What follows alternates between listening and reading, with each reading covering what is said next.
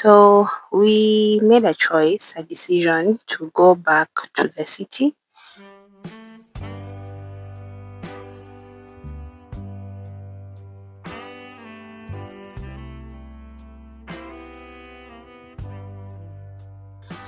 Dear Diary, it's the 20th of June 2026, and today is my last day and night here at our shamba in Karimbongi. So we made a choice, a decision to go back to the city. So I wanted to do an entry and maybe talk about the reasons as to why we decided to take this decision. So I think from my previous Dear Diaries, maybe you have known that we have been struggling financially. For me, I tried the land broker venture, but it never worked. I have tried doing a couple of deals, but yeah, it has never really worked out for me. And hubby is also struggling in town. He has never gotten a permanent car, or a car rather, because he's a taxi driver. And yeah, that hasn't really gone well, and it has really affected our finances. I don't really talk about my struggles because I don't want to appear desperate, but it's been a while. Don't worry about this. It's just I lost the top part of this microphone, so I'm improvising with a sock. This is my son's sock. So we have been struggling, that's for sure, financially, and things are just not working out. And it has affected us so much because, trust you me, the kids haven't been going to school since the beginning of the year. It has been that bad, and we have been doing hand to mouth most of the time, and it has just been the situation has been very bad. So we have decided to go back to town. Hubby is still in town, and I am also going back to kind of start over because shit is just not happening here.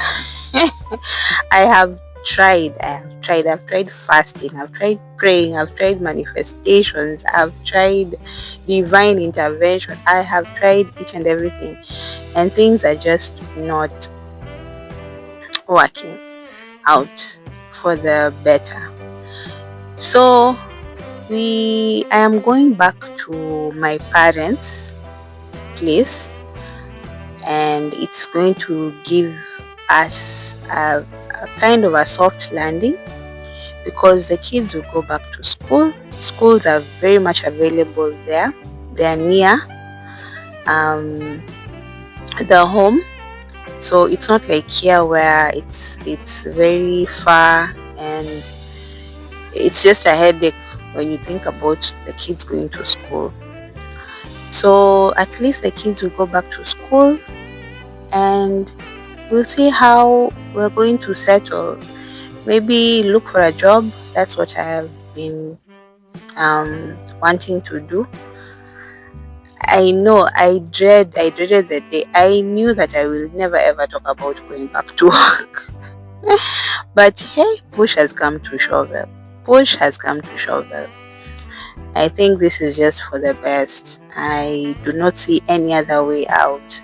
We've tried ventures. I've tried selling clothes here, selling soap, selling Jik detergents, but business here is not good. This place is sparsely populated, and people don't really pay cash that much. People do a lot of credit, so it is very it's very disappointing. Yeah. So that's why we have thought of going back. At least there's a ready market for a business, or there's also a ready market for going back to work. So, and then we'll pick up from there. I don't know how the future is going to be, but it is much more better to do that in town than to continue staying here, of breeding, and nothing is coming up. Good morning. Hope you're okay. So yesterday I was interrupted by a phone call. It was a very long conversation, so I didn't have the chance to continue with the Dear Diary. So let me finish it off today. I'll try and summarize it because we are on transit. We're waiting for our bike guys so that we can leave. So today is my last day here. Yesterday was our last night. Today is my last day. We're preparing to go back home to Mombasa, to my parents. So yeah, off-grid life has been a bit tricky. We've been having financial issues. I think I mentioned that yesterday, and that is the reason as to why we are preparing to leave and maybe to find something better back in town. This was the last resort because we did not have another option. We had to just follow this way because life here was unbearable.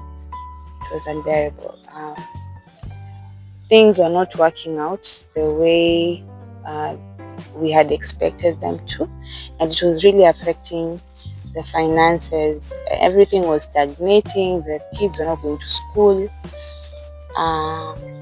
Having our daily bread was also proving to be a problem. So my early retirement plan seemed to have backfired, and so yeah, that's hence the move. So I'm going back home for the sake of looking for work. I need to make a living somehow. So either it's going back to work, a 9 to 5, or doing a business, or doing whatever that I can so that we can, keep this boat afloat. Same to hubby. So he's also in Mombasa, so we'll be in touch. Yeah. So that is it. It really saddens me to leave this place. Look at how it is so beautiful. Yesterday it rained so heavily, and I was very scared. I thought maybe it's going to rain the whole day, but the skies have turned out very much okay. So I'm just worried about the tiny road that connects our boma to the Maram road. That's where there's a lot of mud, but I hope the rest of the way is going to be fine because it's a Maram road. Transport has proved to be very expensive. If it's going by bike, then we'll have to use 3 bikes because I'm going with the kids and some big luggages. Basically, it's just clothes and books. Yeah, just clothes and books because of them going back to school. So let's see how that one will go. But it's very expensive. It's very costly. But it's for the better. So I was worried about the rain, but the sun has come out pretty much okay. And our caretaker Kazungu is also here. He started clearing the grass. I have a lot of grass. It's very long. Because of the finances, we couldn't really get someone to come and do this. and I personally can't do this because of my back. So he has started clearing this place up because he'll be staying here with the house and guarding this place, of course with a small fee at the end of the month. But I know that things are going to be safe because here this place is very safe. But once people realize that nobody is in the house, they start breaking in, and now that it's a mud house, it even makes it worse. It's very vulnerable. So Kazungu here will take care of the house and take care of our stuff. And yes, things I believe will be very much okay. We will be in town, but I know everything will be in good hands. Yeah, we trust him, and we know him personally. I know where he lives, his parents, his brother's wife, his boma, and he doesn't live far away. He's just close by. So yes, that is it. I'll try and share some clips here and there. I'm confused. This is it's supposed to be a dear diary. I don't know if I'm going to incorporate it with the video or not, but I'll see. But that is it. We are heading back, and the main reason is finances. But we pray to God that everything happens for a reason, and I've learned very many lessons here that I'm going to share with you bit by bit, and some of them are very expensive lessons, but yeah, let me not say regret. I think I said that before. I don't want to regret. I'll just take it as it is and just trust that it was just divine arrangement. It just happened because it had to happen that way.